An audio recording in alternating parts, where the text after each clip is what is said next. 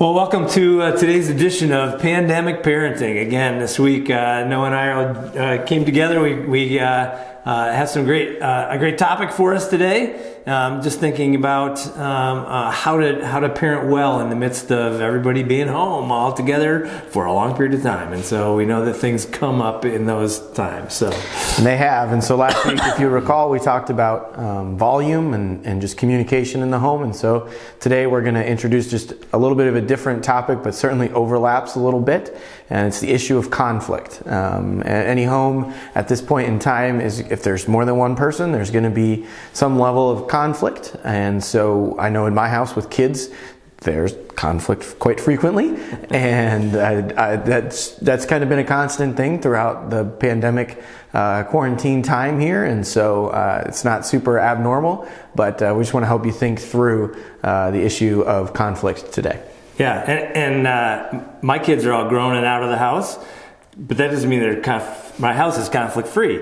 It's not. And so these principles apply all through any relationship that we might have. Certainly comes to play, maybe is a little bit louder volume with the kids, but maybe not. I don't know. And that brings us kind of the first thing we have to think about. As we're dealing with conflict in our homes, especially with our kids, as we're talking about parenting, we as parents need to model these principles that we're going to be talking about for them. If we're not doing them, then they're never going to get them. And so we have to make sure that we as parents understand how these principles work and teach them to them and model them for them. If we jump into the conflict with guns a-blazing, yelling and screaming ourselves, our kids are going to learn from that, and that's not going to help them to learn how to deal with conflict in their own lives. Yeah, so when we think through conflict, we have to start with, we would encourage you to start with yourself, okay? Kind of similar to what Pastor Jack just said. As we think through it, conflict comes because of the desires of our heart. James 4 talks about that. Jesus touches on this concept of what comes out of our mouth comes from our heart. Out of the overflow of our heart, our mouth speaks. And so when you think about conflict, any communication in general, but definitely conflict, that happens. And so when you are hearing conflict, you need to stop and think about, okay, I don't want to add to this conflict, so I need to be careful with what's coming out of my mouth, and I need to be right in my relationship with God and where my heart is at. But then when we think about conflict for our kids or for anybody in our house, we have to think through that truth that conflict is a result of what's going on at a heart level for each and every single one of us. Based on what we want, we're going to speak, act, and think a certain way. And so Jesus helps us to connect those dots between what comes out of our mouth and what's in our hearts. Yeah, which then as parents, we need to help not just model that for kids, but help them think through that as well as we come into the situation to try to diffuse the conflict and try to help them in that.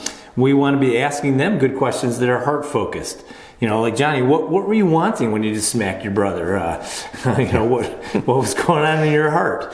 And they might have trouble kind of answering that question even, for a while until you begin to install it into how you work through conflicts in your home. Questions of not just what you're wanting, but, what didn't you get can also be a good question. What didn't you get that you want that you ended up, doing whatever you did? Yeah. Yeah, and that starts at a young age. We have, in our house, we have a 2- and 3-year-old, almost 4-year-old, and Quentin, who's 2, he's not talking a whole lot. He loves to mimic us, and so when you ask him, what did you want, you may get that same question back. But just getting him used to stopping after a conflict, calming down. You may need to just take him away from the situation a little bit and give him an opportunity to calm down. And our 3, almost 4-year-old Porter, he just says, I don't know. And part of that is, okay, maybe he really hasn't thought about it, but just training him at a young age to think through some of those questions, because if we can't help them to think through it at this point while they're younger, as they grow older, they're going to be dependent on us to help them deal with conflict. And to some extent, we always want our children to feel comfortable to come and talk to us about difficult things. But when it comes to conflict on their own, if they can't deal with that and they can't resolve it, as we're going to talk about what that looks like in a minute, if they can't deal with that on their own, then we're really not helping them in the long run as parents and preparing them to be able to honor God in the area of conflict. Yeah, and that just reminded me as I started out kind of talking about modeling it for them, the things that our kids want are the same things that we want. Mm-hmm. Those desires of the heart. We're selfish in nature, and so our selfishness, our pride, all those things that we struggle with, they are also struggling with. And so as parents, you don't come alongside and say, I can't believe you did this. Like I would never do that. Mm-hmm. The reality is that yes, they are doing it because we do it. Mm-hmm. And they've inherited that from us and from our fathers and on down the line. And so we can relate to them, which means we can come alongside them and help them in that process of understanding their hearts. We had all boys, and that was always the answer. I don't know. I just did it because that's just what we do. And so anyway, but coming alongside of them, and over time, nurturing, helping them, teaching them, modeling it for them, they would get it. And again, we're coming alongside them as a fellow sinner, not as even though we are an authority as a parent, but we struggle with the same things they do. And so these same questions are questions we have to answer as well.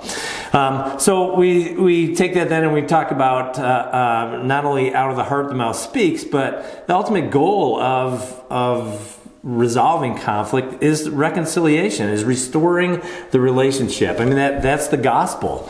And so it's implementing the gospel into how we deal with conflict with one another. Yeah, so there's a difference, and we need to make sure that we teach our kids the difference between accidents and intentional sin, intentional malicious intent in our sin. And so when I accidentally bump my brother or sister as they're sitting next to me, I can simply say, I'm sorry for bumping into you. That's not something that requires, will you forgive me question. But if you saw your brother or sister next to you and you full-on wailed them intentionally because of something that they did or something that one of your kids thought they did, then in that instance it needs to be, I'm sorry for hitting you, will you forgive me? And the forgiveness piece, as Jack just mentioned, is the reconciliation piece. That is what we absolutely desperately need to reconcile that relationship, to make it right again. And that's what Christ has done for us. And that's an awesome opportunity to be able to teach our kids that in any given day, it's hard to say you're sorry. But I think it's even harder to ask it as a question of forgiveness, because you're saying to that person, will you forgive me? You're putting the ball in their court. And I'm sorry is something that we can do in and of ourselves. We can say I'm sorry. And I'm sure you parents out there have heard your kids say some maybe less than genuine sorries. And maybe, I know I myself have said some less than genuine sorries. And so the love piece that we're going to talk about in a minute has to come into that. But we get to teach them that and show them that. And that creates in them a humble attitude. Hopefully. And it comes from a place of humility, because it's in some ways humiliating to say, hey, I did the wrong thing. Will you forgive me for it? In other ways, it happens throughout the day and we all sin. So teaching your kids, certainly not that sin is okay, but hey, we need to deal with sin. We can't just sin left and right and let it go. We have to deal with it. And that looks like not just an I'm sorry, but also, will you forgive me? Yeah. We always used to as well. After we did the heart questions, why did you do what you do? What were you wanting? That became part of the asking for forgiveness as well. Not only can you forgive me because I hit you, but can you forgive me for the selfish heart that I have, or the thing that I wanted that I ended up hitting you to get it. So that's really humbling. So yeah, and hard. But that reveals the heart as well, and that truly reconciles the relationship then as well, because then I'm fully accepting my responsibility for what it is I've done and not sugarcoating it at all. So then the other person then sees that heart and is willing to oftentimes forgive, or when they get to the place of forgiveness anyway, it's a full forgiveness because it's a full repentance on the other side. And that takes us to 1 John 3:16, where Jesus or John talks about the definition for love, that Jesus laid down his life for us and that we should do the same. And so ultimately that's what we want to teach our kids. We want them loving one another, and loving isn't just a feeling. Love is doing what's best for the other person, no matter the cost to me. And so in this reconciliation process, it's bearing my heart, it's doing what's best for you, wanting what's best for you, and then following through on that as we go forward. And that then brings reconciliation. Matter of fact, it also sometimes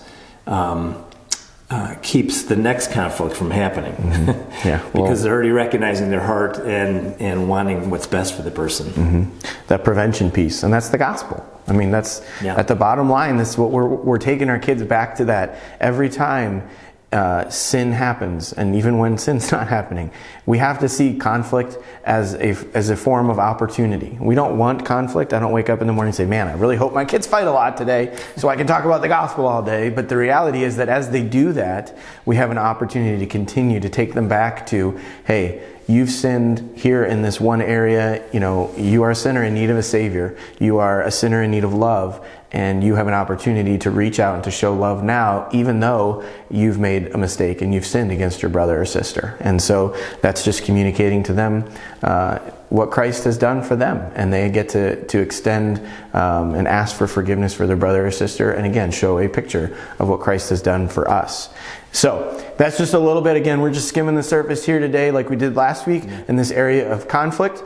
We have some resources that we could plug. This one, again, they're all available in our resource center. So you can give us a call or an email, let us know, and we'll make sure that you can come in and grab these. This one we plugged last week, but this is The Peacemaker by Ken Sande. Great book. Obviously, it deals with it a little bit more in depth than we did this morning. But yes, so I'd encourage you to pick that up. That kind of works through some more practical tips and is helpful for you as you consider this issue of conflict in your home. Yeah, that's a tremendous book. One that you should have all these books on your bookshelf anyway, and having read them, not just having them there. The Heart of Anger, dealing with anger in your home. You have a typically angry home, or children, or parents. This is a tremendous book. Actually, starts with where we started, with looking at your own heart, being able to model it. He goes through, I think, 25 or 30 different ways that parents exasperate their children, as it talks about in Ephesians 6. So tremendous resource for you in terms of rooting out that anger out of your child's heart. And then Paul Tripp has a book, War of Words. Awesome book. This is one of my favorites. He begins talking about words and why God created words, and then how Satan has destroyed or worked to destroy our words. But then Jesus, the living word, came and restored it. And so, and then the rest of the book kind of talks about how to do that. So it's a great book, be a tremendous resource for you in your home and how you parent. So these books, again, are available in our resource center. You can check them out on Amazon. I'll put some links down on this video so that way you can have easier access to that. But thanks for listening. We hope that we can help you in this area of parenting and just living life in the midst of this quarantine. And so if you have questions, parents, or anybody really, because all these issues that we've dealt with so far, volume and communication and conflict, flow out into everyday life. It's not just for parents. But if you do have a specific question that you'd like us to answer, please let us know. Put it in the comments section or shoot us an email, and we will check out that question and maybe answer it for next week's episode of Pandemic Parenting. Thanks for listening, and have a great day.